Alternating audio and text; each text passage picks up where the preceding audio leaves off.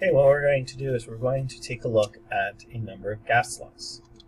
Okay, so in the PhET activity, we had looked at the relationship between the pressure of a gas and its volume, and we saw that P1 V1 equals P2 V2, and this is what we had discussed before, where we kept our amount of gas and our temperature constant.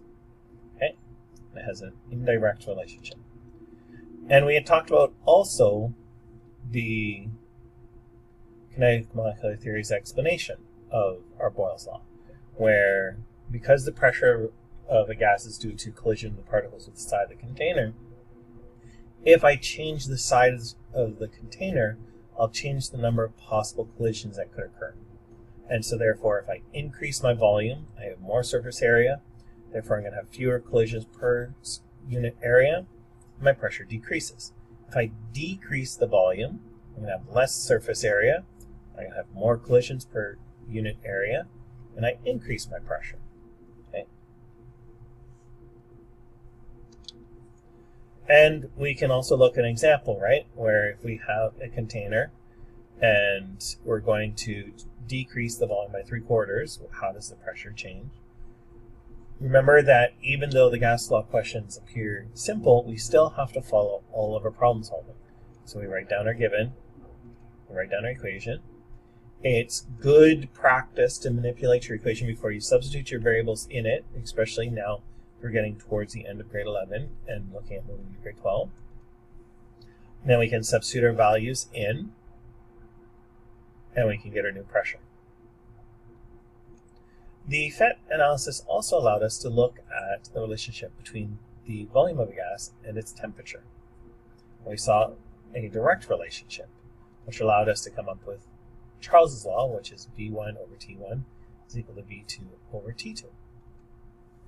And we looked at our kinetic molecular theory explanation, and we said that if the container was flexible in size and we increased our temperature, particles would move more, which would result in greater collisions, greater force per unit area, and therefore the force would push the container out, causing it to expand, until the outward push of the gases inside the container are equal to the inward pushes of the gases outside the container.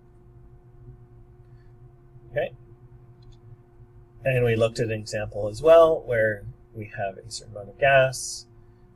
Again, we write down our givens. Okay, now we have to remember that temperatures, when we're looking at our gas laws, have to be in Kelvin. And to get from Celsius to Kelvin, we have to add 273.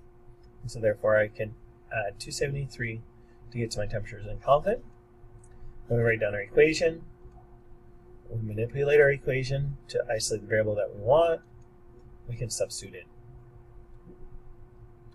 With the PhET analysis, we also looked at the relationship between pressure and temperature, and we saw that pressure was directly related to temperature as well, which allowed us to get our Gay-Lussac's law of P1 over T1 is equal to P2 over T2 with a constant amount of gas and volume. And in this case, if the sides of the container are not flexible and I increase temperature, my particles will move more, so they'll collide more with the side of the container, giving me a greater force, so therefore the pressure increases. Okay. And we also looked at an example of that as well, where we have a gas in a rigid container, and we change its temperature. Okay, we write down our givens, then our equation. Remember to put our temperatures in Kelvin, manipulate our equation, and then we can substitute in and solve.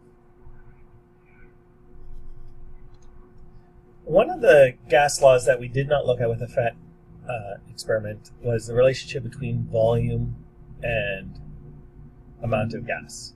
We had kept the amount of gas constant for other three that we had looked at. In this case, what we'll do is we will place a amount of gas in a flexible container, which allows us to maintain our temperature and pressure as constant. And what we found was our volume increases proportionally to our amount of gas, and so it gives us V1 over N1 is equal to V2 over N2. Okay, and our kinetic molecular theory explanation for this is that if I have more gas in a container, more collisions with the side of the container, which will generate a greater force, causing it to push out until the pressure out and the pressure in are equal, and as a result, my volume of my container will increase. Whereas if I decrease my moles, fewer collisions with the side of the container, so my pressure out will be less, but my pressure in will be more.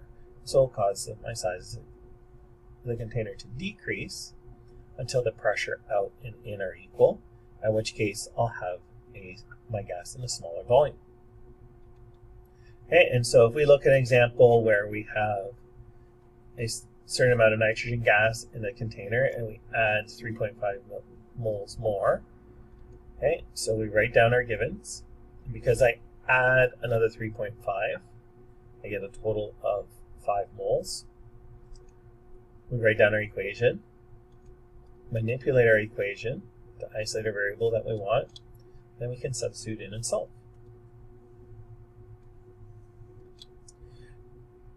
All we've talked about so far are individual gases, but often we have mixes of gases. And so Dalton, yes, the same guy who came up with his atomic theory, was looking at what happens when we have a mixture of gases. Okay, and so he was playing off of work that others were doing. And what he hypothesized and showed was that if I have a mixture of gases, the pressure of that gas mixture is equal to the pressure of each of those gases by themselves.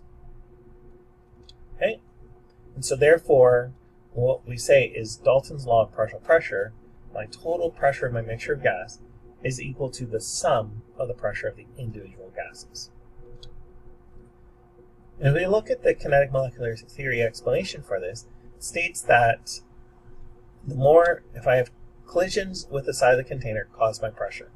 It doesn't matter if those collisions come from like particles or unlike particles. All that it matters is that the collisions occur. So therefore, if I have all the same type of particle or if I have a mixture of particles, my collisions will cause my pressure. And so I can break it down.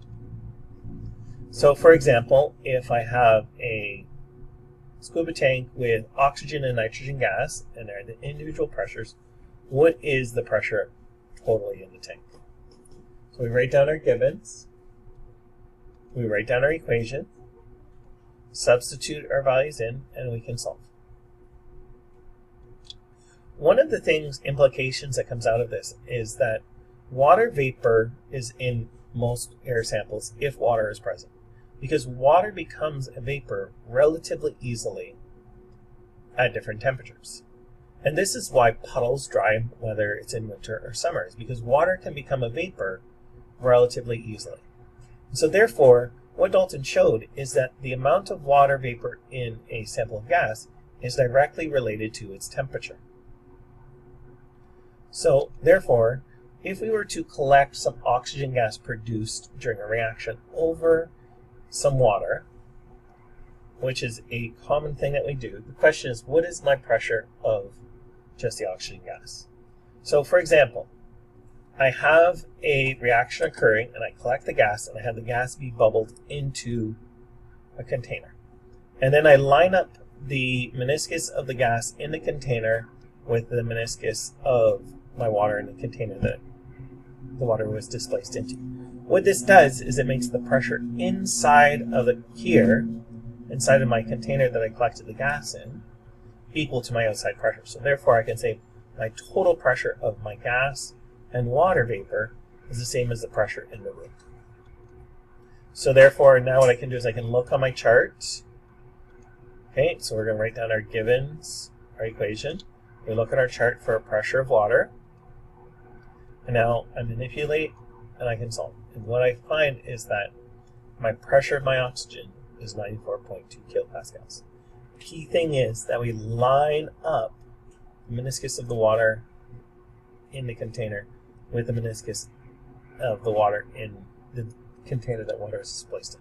So the water here and here, this line is lined up. Our last gas law that we're going to look at is our combined gas law. where P is proportional to 1 over V. We already know this relationship. And P is proportional to T. We know these two relationships.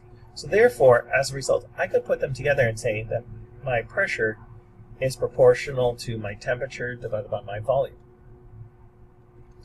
And so by doing this, if I set a series of conditions and I make them the same, what I can get is P1 over V1 is equal to P2 times V2 over T2.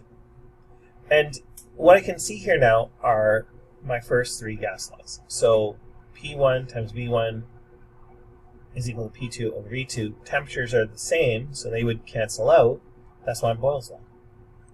V1 over T1 is equal to V2 over T2. Pressures are the same, they cancel out. That's Charles's law. Okay, P1 over T1 is equal to P2 over T2. Volumes are the same. That's Gay-Lussac's law. So now if I have a balloon and with gas to a certain pressure and everything, and it rises in the atmosphere to a much lower pressure and temperature, what's its volume? We write down our givens. Remember, temperatures all have to be converted into Kelvin. Write down our equation. Manipulate the equation. Substitute our values and solve.